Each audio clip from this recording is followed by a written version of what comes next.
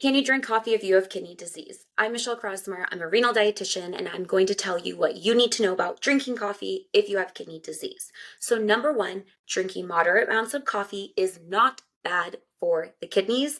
I repeat, drinking coffee has not been shown to cause kidney disease or worsen kidney disease. And there's even some research showing that it's beneficial in the general population and it's associated with a reduced risk of acute kidney injury and chronic kidney disease. And this is when it's consumed in moderate amounts. And again, when it's consumed in these moderate amounts, it's not shown to have impacts on blood pressure or be dehydrating as a diuretic because of the volume that's consumed. So what is considered moderate? That's a very important thing to know. So 1 to 3 cups of coffee per day is considered moderate consumption. This is 1 to 3 8-ounce cups. So no more than 24 ounces per day is what would be considered safe for most people with kidney disease.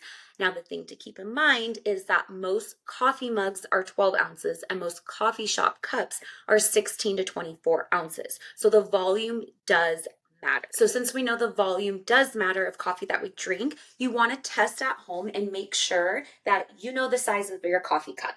So this is the coffee cup that I oftentimes drink out of, but test yours that you drink out of, or if you drink out of a couple of them, and just see tomorrow morning when you're pouring your coffee, pour it into your mug, and then you want to actually check and pour this into like a measuring cup so you can see how much coffee you're actually getting. Okay, so this shows 12 ounces. I don't know if you can see that, but my normal coffee mug is 12 ounces. So that means if I had 3 of these, that's not moderate, that's high intake of coffee and caffeine, and that would not be something that's deemed kidney friendly. You could only have 2 of these per day. This is actually an 8-ounce coffee cup and what it looks like. So make sure that you test yours, and then keep in mind, again, for size reference, this is like the grande at Starbucks size. This is 16 ounces. So if you had 2 of these per day, that's excessive coffee and caffeine consumption for kidney disease. If you had 1 of these, or you had, then it would be totally fine. Or if you had 1 of these and even a smaller cup, then you're still within that 1 to 3 8-ounce cup recommendation. So I would highly recommend measuring yours at home and checking that. Okay, the number 2 thing you need to know about drinking coffee if you have kidney disease is the volume you drink matters for other reasons as well. So not only can drinking too much coffee contribute to dehydration, which wouldn't be good for someone with kidney disease, but it can also contribute a lot of potassium to the diet. So 1 8-ounce cup of coffee contains 116 milligrams of potassium and 7 milligrams of phosphorus. So it's still low phosphorus and it's still low potassium if you have 1 to 2 8-ounce cups. But if you're having 3 or more cups of coffee per day, that's 348 milligrams of potassium or more, which can add up to be a lot. Number 3 thing to know when it comes to your coffee is that what you add to it does matter. If you're adding sugary creamers, it's not helping your kidneys. It's not helping control blood sugar.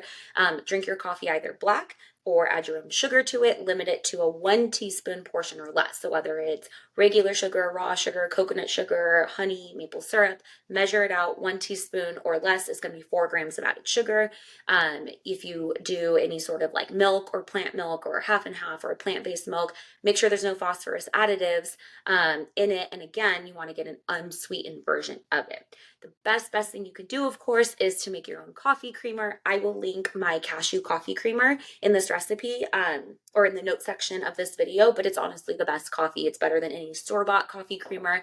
So I would try it out. But the thing with the store-bought brands is read the label and look and make sure it's 4 to 5 grams of added sugar or less per serving, and that there's no phosphorus additives.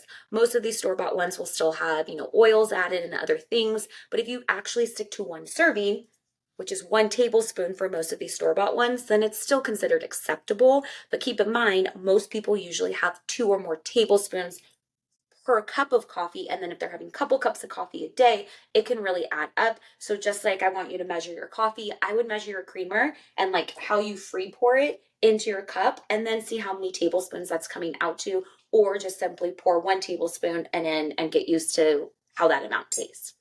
Okay, number 4 thing to know about coffee and kidney disease is some people shouldn't drink coffee or caffeine. If you're sensitive to caffeine, if you get anxious, antsy, nervous when you're drinking coffee, but upsets your stomach, if it gives you heartburn, anything like that, then don't drink coffee or don't drink caffeinated beverages. You could do decaf, you could do tea instead, you could do warm water, but if you're sensitive to it, then don't drink it.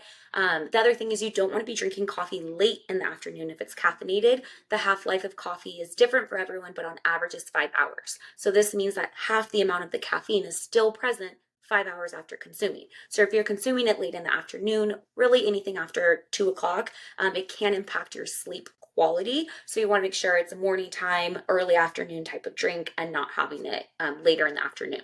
So key takeaways on coffee and kidney disease: limit it to 1 to 3 8-ounce cups of coffee per day. If you have a potassium restriction, then I would limit it more around 1 to 2 cups. That way potassium is not so high. And then be aware that what you add to your coffee does matter. It can add sugar, it can add potassium, there could be other additives in it. So you want to choose wisely because coffee is generally a beverage that people consume on a daily basis.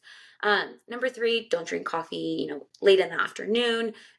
Number 4 is drink a glass of water first thing in the morning. Don't go straight to coffee. You wake up, we're dehydrated, we've been fasting all night, and you go straight to coffee. That's where it might have more of a dehydrating impact. Drink a full glass of water first. And then the last thing just to note is that if you're on dialysis and you have a fluid restriction, then this drinking coffee counts as your total volume of fluid that you're having, so you have to factor that in. And again, check the note section for the recipe for the cashew coffee creamer. It is my absolute favorite. And if you found this video helpful, then please like, share, and subscribe to my channel, and I will see you guys next time.